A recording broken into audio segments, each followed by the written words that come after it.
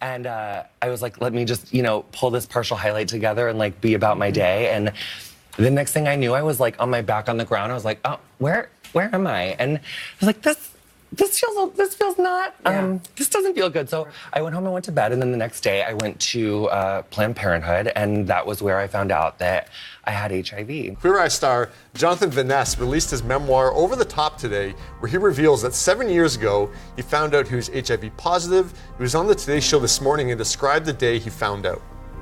It was the moment that you like dread hearing. It's the thing that I had like feared, which I also talk about in the book. It was something I'd, been very fearful of as a small child. I was born in 1987. So, growing up in the midst of the HIV/AIDS crisis and having two parents who were, the age of seeing people just, we lost an entire generation of people. Sure. Well, a lot of people think, well, he has HIV. Is he okay? Is he, is he sick? How's he feeling?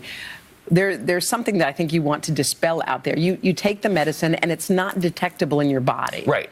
So, okay, so that's clear. Yeah, so the term undetectable means that like you, so there's this thing called like a viral load, and that's like how much like copies of the virus is in you, and you take a pill every day, and it basically like kills all the copies of the virus in your blood, and that means that you can achieve and maintain an undetectable viral load. And there's been a lot of studies in the National Institute of Health in the UK, and then here and the CDC that basically it's like undetectable equals untransmittable. So as long as you're, adhering to your medication and seeing your doctor every 3 months. I mean, I've picked up figure skating. I always say, I've done nothing but get cuter and be able to work harder and longer hours. And I'm really I feel like I'm thriving.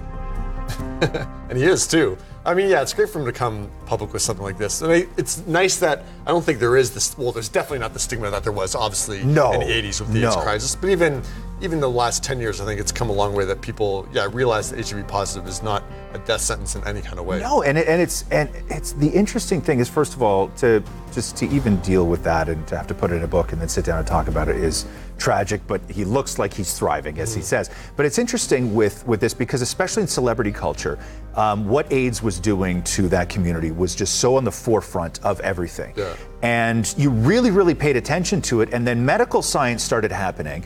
And then all these years later, you have somebody like Jonathan who is describing the body and the pill and the everything else, and you can live this life. At some point, I stopped paying that close attention because it didn't seem like a big enough thing. Right. And now when I hear about this treatment, this is all new to me. Oh, really? Like I don't even know. I know a lot of people that are but I don't know the details of this. You just know that it's no longer this thing because the stigma's not there, and you can now live, thankfully, long and happy, physical, active, wonderful lives. But even just having him describe that is it's incredible to where we were not that long ago. Yeah. It's amazing. Jody says, I think he deserves his privacy and respect for being honest. Somebody else will say, Mikey says, most take that secret to their grave. It used to be like that. It's amazing, though. It's a very different world.